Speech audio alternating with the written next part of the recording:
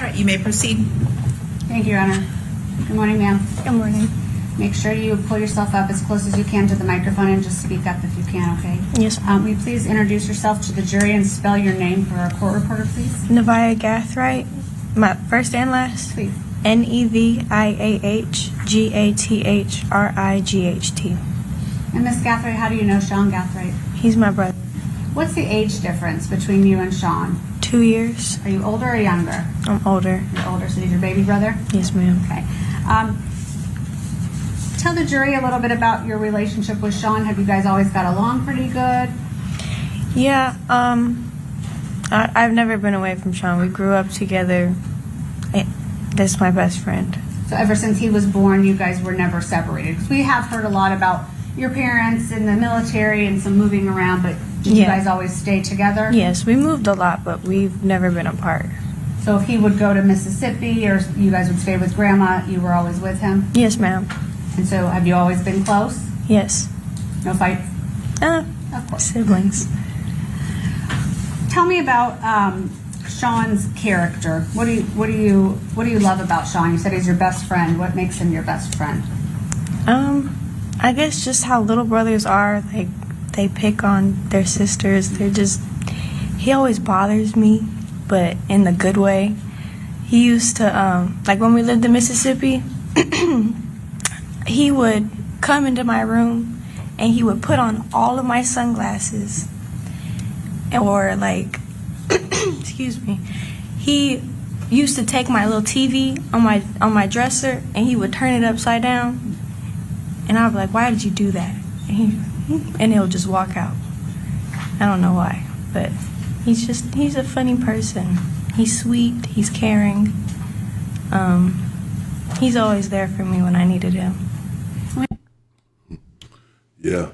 Welcome to, welcome to another episode, everyone. This is Sean Gathwright's sister testifying at his death sentencing phase trial. He weeps. He begins to cry as she testifies. This is the individual accused of killing Julio Foolio. Not only accused, he admitted, he took accountability after the fact for killing Julio Foolio. He's facing the death penalty, as many of us know, and this is the death penalty phase. He was just found guilty days ago, him and 2 or 3 other co-defendants. They are all facing the death penalty. He testified already on his own behalf to the jury at this death penalty phase. They're trying to convince the jury to spare his life. That's what this testimony is about. As we just heard, this is his big sister testifying on his behalf, again, to the jury, trying to convince the jury about him and his childhood, how he's a good child, etc., and how he deserves to continue on with his life, how he deserves for you all not to sentence him to death and kill him. His life is in the hands of strangers. It is up to them whether or not he lives or dies. This is what happens when we commit these sort of crimes. We put our lives in the hands of others. We no longer have volition over our own lives. This is not what we want. Some are saying that it's too late for him to cry now, that he was not crying on the night that he carried the AR-15 and gunned Julio Foolio down and shot 3 others that were in the car with Julio Foolio. Many individuals do not have compassion or remorse for this individual here, Sean Gathright, who was 18 years old when the crime was committed and is now 20 years old. And again, his life hangs in the balance. We'll see. I'm going to cover it. What the jury decides. This is part of their decision, listening to this testimony, and they're going to take all of this testimony into consideration when they make their decision as to whether or not he gets life in prison without the possibility of parole. This is what he's facing, or the death penalty. It's one or the other. I heard a lot about you guys got to travel together. Ma'am. What did you like about traveling with your brother? Just the fact that I got to experience new things and see the world with him was probably it's the best thing ever. Those good memories you can carry forward? Yeah. Okay. Your Honor, may I approach the witness? Yes. I am approaching with defense for composite A through double D. I'm just going to show you some of these, see if you recognize this composite that we've. I'm just going to show you some of these photos, okay? Just so you guys grown up. Do you recognize all these photos? Okay. Your Honor, I'd ask to admit defense 4A through double D and publish a few of these to the jury, please. Any objection? Any objections, Scott? That's okay. No objection. Okay, admitted. I'm just going to show you some. Those photos just brought tears to her eyes. The photos that's his lawyer speaking, Sean Gathwright's lawyer, trying to save his life, trying to show the human side of him. Obviously, his mother's going to testify. He testified. This is his sister testifying, as we know.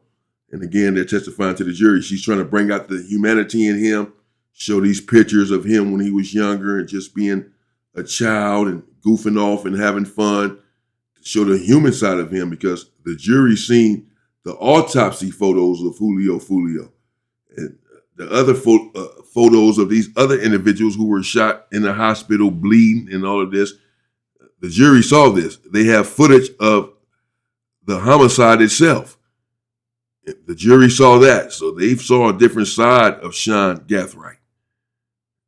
Now, the lawyer is tasked with showing a more softer side of him in hopes of saving his life. We'll see if it works.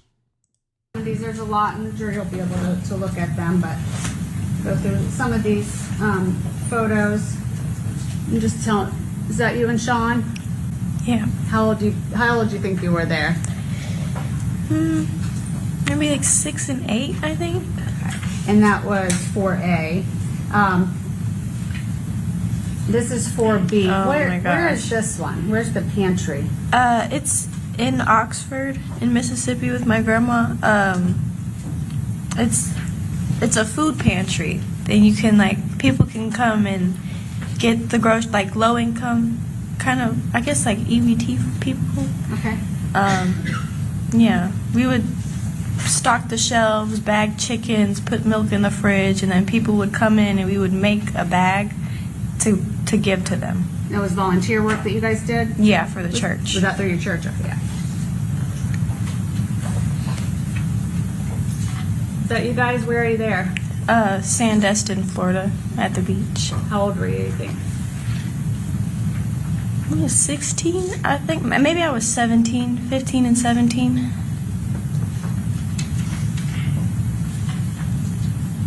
That was his birthday. That was at a restaurant.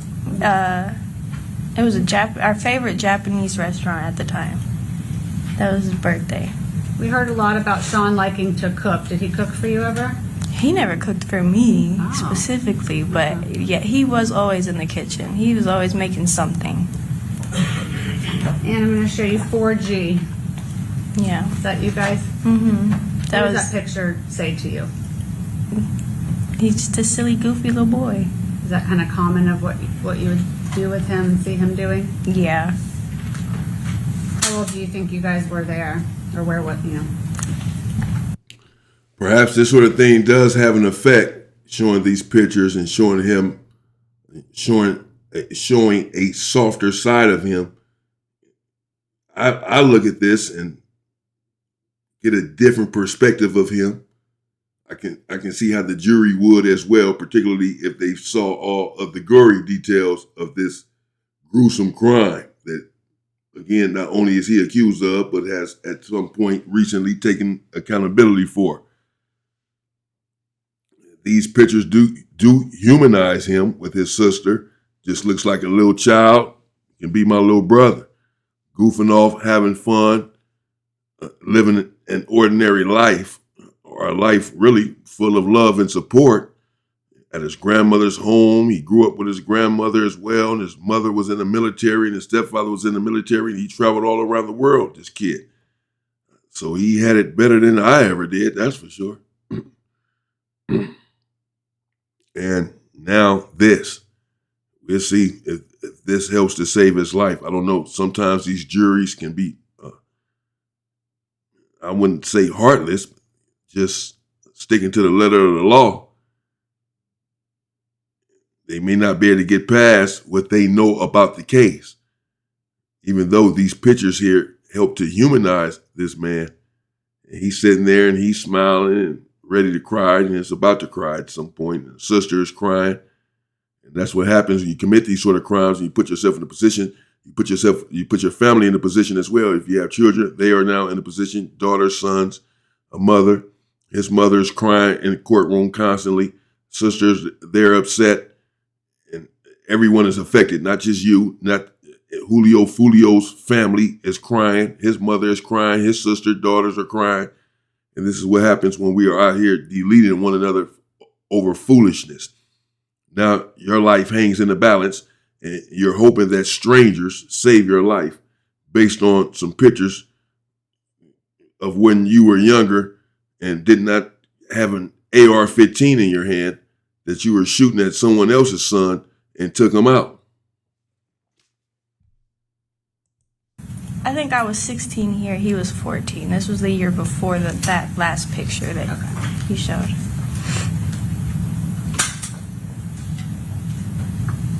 This was in California. What were you showing off here? He was showing off his braces, but you know, like the Kodak Glee thing that they do. That was just it. We've heard Sean liked photography too. Did he take a lot of these pictures or pose for them? Yeah. What's happening in this photo? He got his ears pierced at Claire's for the first time. And he was like, "Can you hold my hand?" Well, he didn't want me to hold his hand, but I made him. But he didn't push you away either, did he? Mm-mm. How old was he when he got his ear pierced? I honestly can't remember how old he was. And that was 4J. I'm going to show you 4K. This looks like maybe a holiday. Yeah, that was Thanksgiving at my grandma's house. What makes you giggle? Just the fact that he used to do stuff like this with me. Like, he wouldn't do this for anybody else. He wouldn't sit here and pose like that or just be silly. We call it the white girl pose.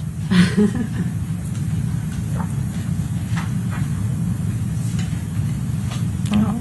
You guys there? Mm-hmm. And this looks like maybe Christmas time. Yeah. There's a lot of pictures of you guys just kind of holding hands and hugging. Is that reflective of your relationship? Yeah. Oh, this was in California too. You look a little younger there. It's hard to tell, but how old do you think you were there?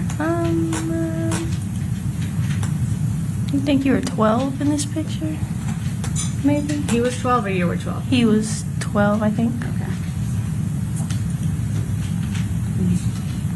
Are you traveling there? Yeah, this is when he went to Scotland and Ireland, and I was dropping him off at the airport. They left on my birthday, though. He was sad, but it's okay. You didn't get to go on that trip? No, he just went with my grandma. And where was this one? This was in Jamaica. What were you doing here? Hanging our clothes we had just washed Why did you by have to do that? hand. Because we don't have a dryer. They don't have washer and dryer, so you got to wash your clothes by hand, hang them up on the line to dry. What kind of trip was that? I think that was a family reunion. That was us in Jamaica, too. Sigmund, okay. Yeah. That looks like... I'm not sure if these pictures are helping or hurting. She dropping him off at the airport to head to Scotland, Ireland. They'd already said earlier when he was testifying, the prosecutor, he's been in Cape Town, he's been all over the world.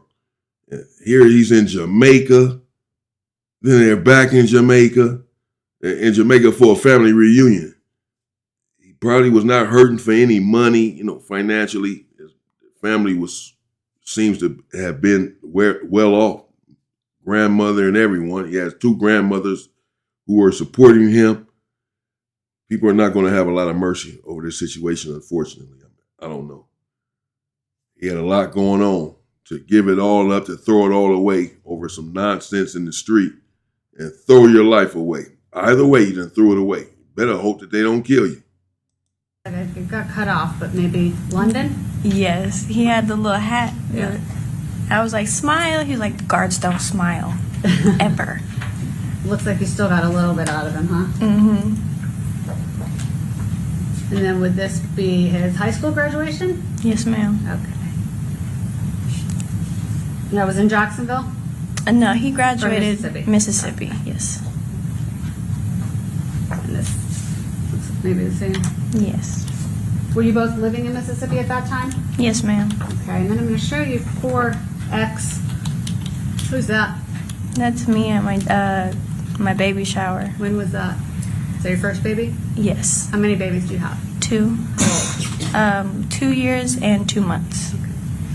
So this would have been the 2-year-old. Yes, ma'am. So back in what year? Do the math for me. It's not my strong suit. 2024. Okay. Yes. And what month? When? This was in February, but he was born in March. Okay. And so Sean got to come to the shower? Yeah. Does he have a sash on like you do? No, that's just his shirt. Oh, it's just Yeah. I was going to say, what does that say? And then when your baby was born in March? Yeah. He came to the hospital to see me. He gave me a hug. He was like, let me see the baby. How was Sean as an uncle? Just caring and supportive and helpful. He loves his nephew. Did you guys all live in the same house when you had the baby? Yes. Okay, so he was able to be involved. Yeah. Is this that same baby? Yes. He would just take him and just keep him in his room. I have a video of him doing the buzz cut sound on his phone, and he was trying to give him a lineup, like his first haircut, just playing with him.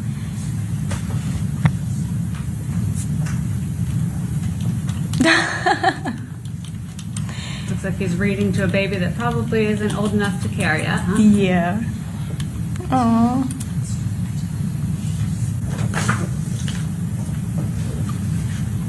How would he help you with your baby? Like, if I needed to take a shower or, like, get something to eat, he would just hold them for me and just let me do what I had to do, and I would come back whenever I was finished. You know, you said that you've always been with your brother since, he was born, and you guys moved around a lot together. Yes. How's it been without having him around to help you? It's been hard. Being a mom, I don't really think about it as much as I know I feel it, just because I'm always doing something to take care of the kids. But like when I sit back and I really think about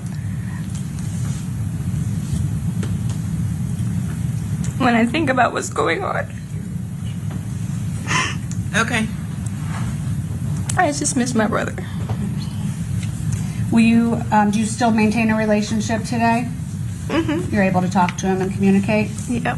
And will you continue to do that? Of course. And hopefully in whatever way possible, could he still be involved in your kids' lives and be an uncle? Of course. May I have a moment? Yes.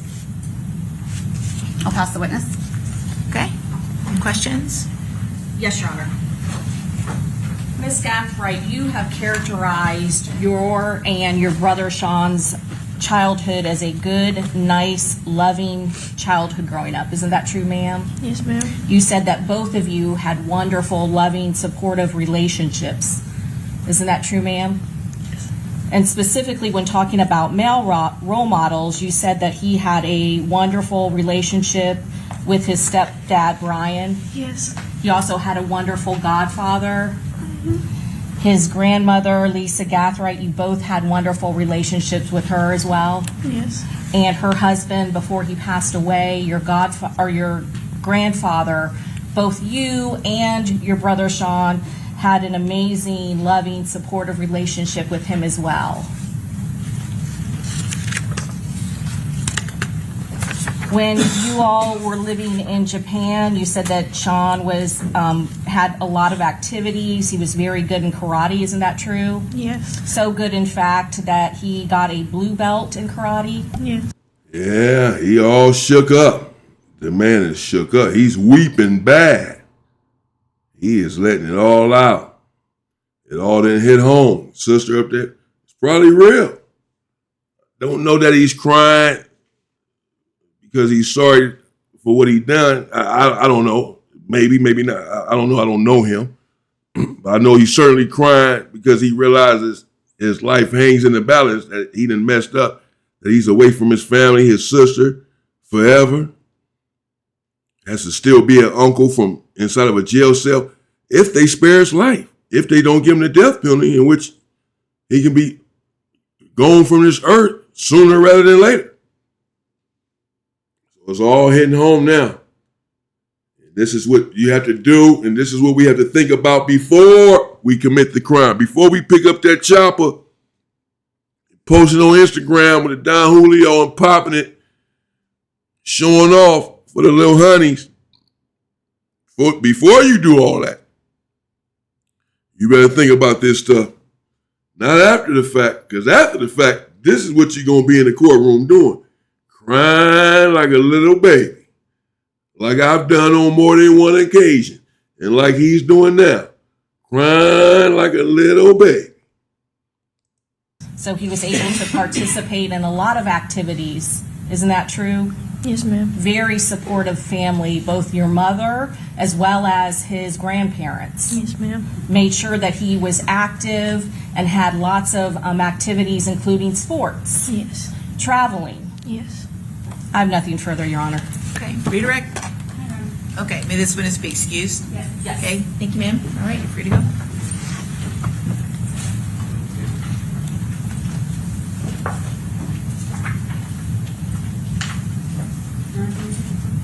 Sure. All right, we'll just take another quick, 2-minute break. So if you guys. Quick 2-minute break. It's cracking up in there. It's going up in that courtroom right now. They just were found guilty on May 8th. They played that live. I'm going to have to get into it. They played that live where they were found guilty in all the charges that each defendant and co-defendant has. Sean Gathright and others. And they are all facing the death penalty. This is his phase, as we can see. And again, already covered when he testified earlier in his own death penalty phase, trying to save his own life. Now that's his sister testifying, trying to save his life to this jury. His mother's going to testify. This is my son and I love him. Whatever. He's a good guy. He was a good kid. Trying to save his life. And we'll see if it all saves his life or not. The crime was a very bad crime. He is young. I do have remorse for him myself. He's young. I have sympathy for him. He's young. 18 years old when this happened. Just 20 years old now and facing the death penalty at 20 years old. But many people are not going to have that same compassion or mercy. I've seen it and I've heard it said that he took a life. They don't care. They don't have mercy. They say Julio Foolio was young as well. That he was he was a man. He was 26 years old, but he was just beginning to try to live his life. And you cut it short.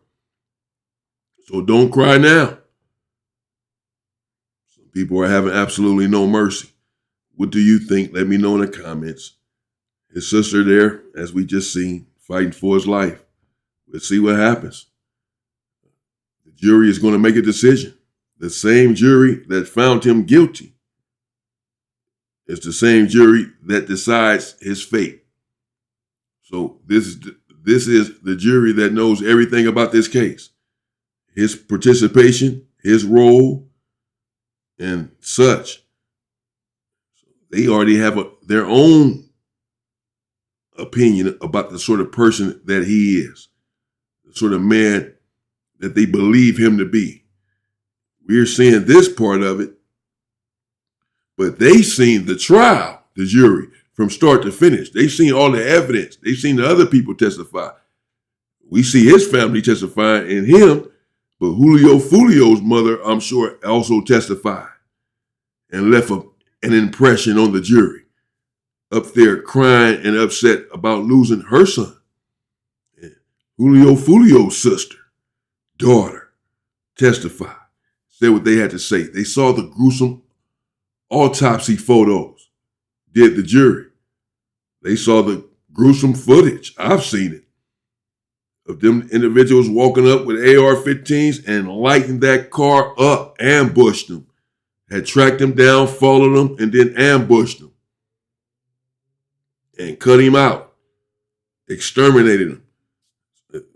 You're seeing this part of it, but the jury has seen every part of it. Some of this other stuff may be stuck in their mind.